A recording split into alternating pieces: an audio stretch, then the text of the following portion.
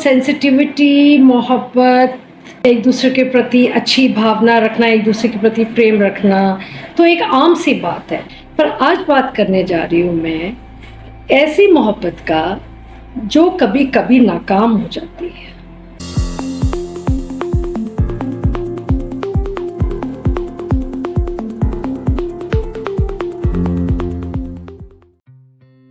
ईश्वर ने हमारे को बहुत इमोशंस दिए हैं,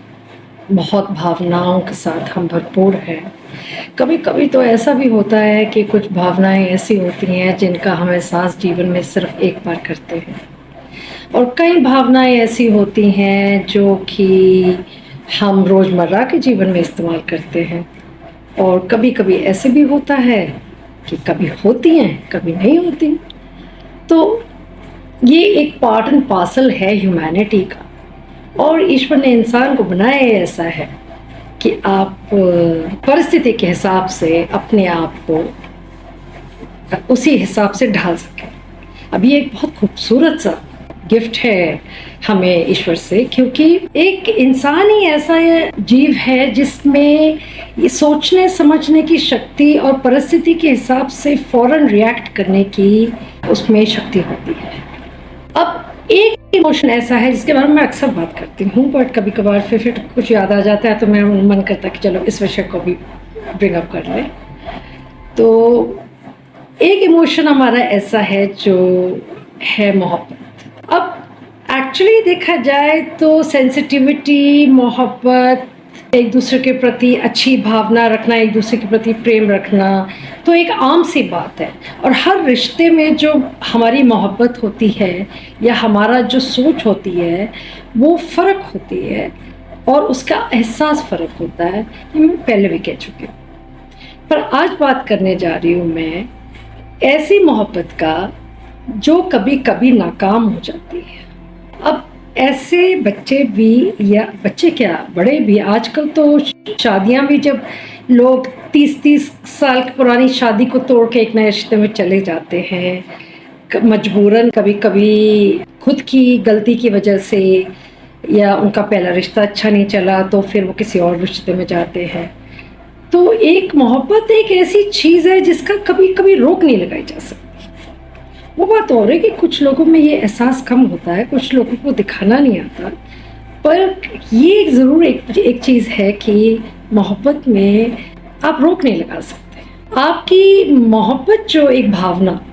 मतलब कि ऐसे तो काफ़ी भावनाएं, गुस्सा भी है और दुख भी है, खुशी है, मोहब्बत है, ये सारी चीज़ें ऐसी भावनाएं जो बहुत हम ओपनली शो करते हैं और बहुत एहसास भी करते हैं। और जब हम उन भावनाओं में रहते हैं तो उसका महसूस करना हमारे लिए काफ़ी लंबा पीरियड हो जाता है उस चीज़ को महसूस करने में, ख़ास करके जब दुख होता है या तकलीफ़ होती है, चाहे शारीरिक हो या मानसिक। पर आज बात करने चाह रही हूँ मैं दो मोहब्बत करने वालों की,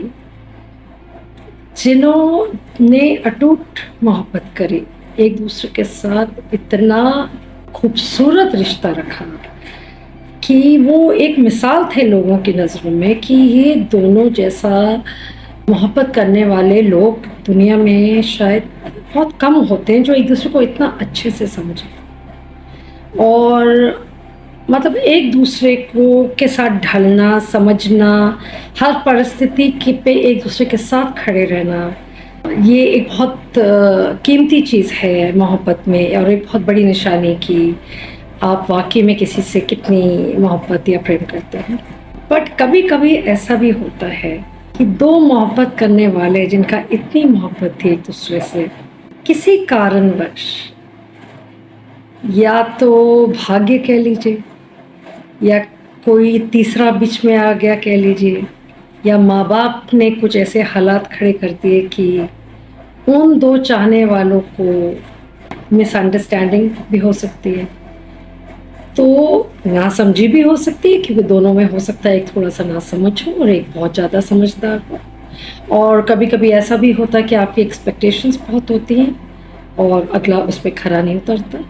तो एक समय आता है कि आप उस चीज़ को हैंडल नहीं कर सकते। पर ऐसा में बहुत कम होता है। अगर किसी रिश्ते में बहुत प्यार मोहब्बत है तो अगर बहुत लंबा उन्होंने खींच लिया तो इसका मतलब उन्होंने एक दूसरे की सारी साइड देख ली होती है। तो ऐसे लोग जो होते हैं उनकी मोहब्बत देख के कभी कभी डर भी लगता है कि उनको नज़र न लग जाए। कई लोग कहते हैं, जैसे माँ बाप ही अपने बच्चों को खुश देखते हैं, वो कहते हैं मेरा बच्चा इतना खुश है, इतना अच्छा उसको साथी मिला है या मिली है कि वो आगे अपना जीवन इतना खुश नुमा होगा उस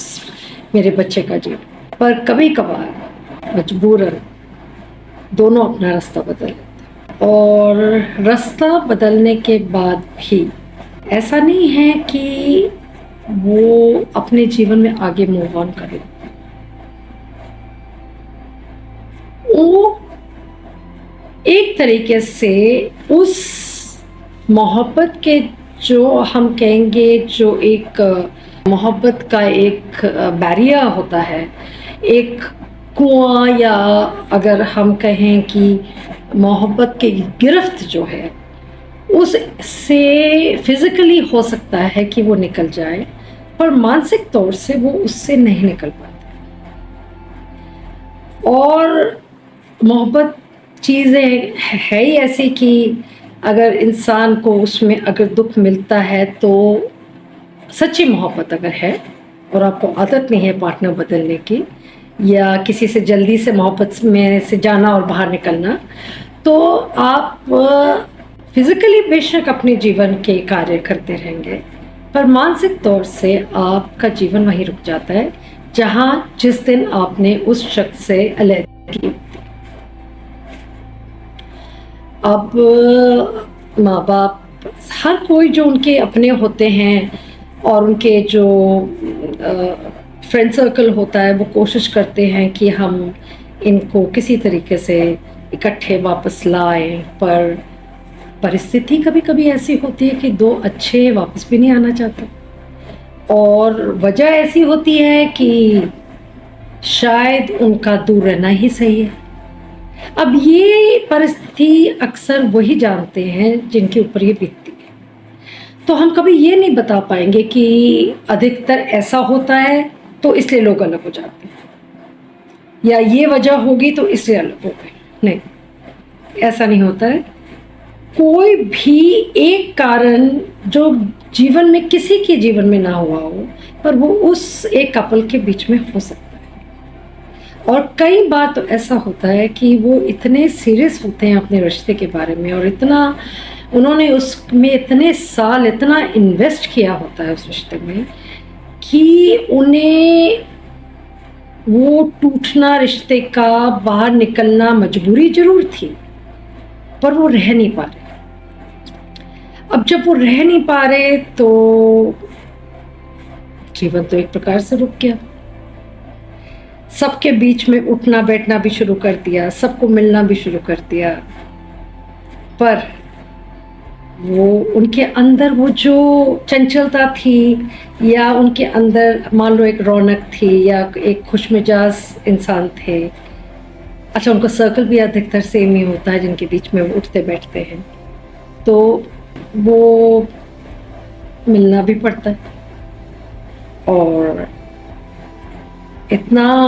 पक्के हो जाते हैं कि वो अलग भी नहीं हो पाते, ना जुड़ पाते ना अलग हो पाते।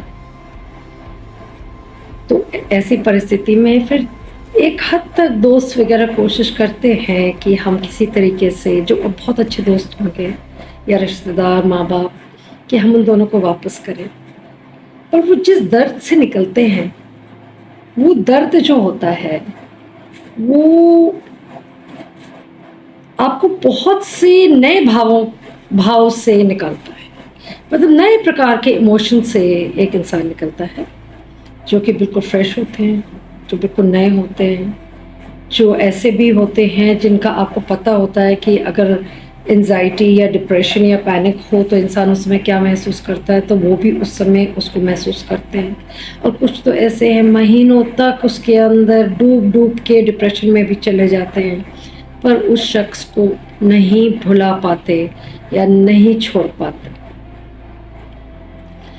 अब एक प्रकार से हम कह सकते हैं कि ये एक इम्तिहान की भी घड़ी है। हो सकता है वो दोनों इस दुनिया में शायद एक ऐसा दौर था जब उनको कभी किसी इम्तिहान के बीच में से निकलना था, और अगर वो इम्तिहान में खरे उतरते तो शायद वापसी का रास्ता खुला हो या रास्ता परमानेंटली बंद हो। अब परमानेंटली बंद करना या कहीं ना कहीं खुला रखना ये उन दोनों के हाथ में। लोग अक्सर अपने रिश्ते में अलग हो जाते हैं और बहुत लंबे टाइम तक अलग हो जाते हैं, जिसमें सब लोग या वो खुद भी उम्मीद छोड़ देते हैं कि वो उस रिश्ते में कभी वापस जाएंगे। पर कुछ ऐसा होता है कि वो उस रिश्ते में 3 साल 2 सालों दूर रह के भी ना तो कोई और रिश्ता ढूंढ पाए और ना किसी में जा पाए और ना इसे भुला पाए। और वो उनका जो जख्म होता है, जो दिल में आई हुई चोट होती है, वो एक प्रकार से वो कभी भी वो जख्म उनका भरा है। जैसे कहते हैं ना कि अगर आपके शरीर से एक अंग कट के अलग हो जाए और आपके पास वो अंग था सारी उम्र और कुछ समय किसी वजह से आपसे हट जाए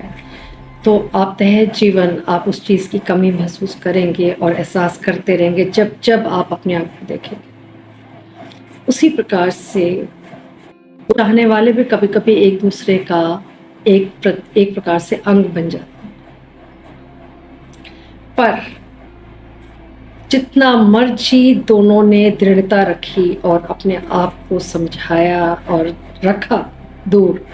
और दिखाया भी दुनिया को और खुद को भी अपने आप को बरगलाया कि चलो अब हम आगे मूव ऑन कर चुके हैं और हम दुनिया में अब वापस हमें वैसे ही जीना है जैसे कि है जैसे इंसान लोग रहते हैं। कुछ लोग नए पार्टनर्स भी ढूंढ लेते हैं,